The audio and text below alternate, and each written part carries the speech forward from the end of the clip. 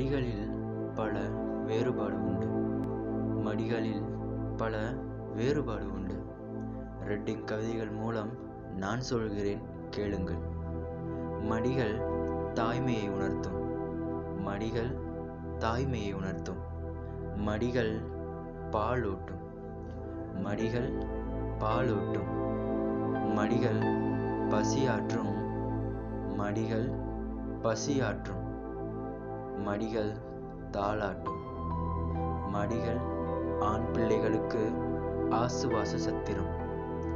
மடிகள் ஆண் பிள்ளைகளுக்கு ஆசுவாச சத்திரம்.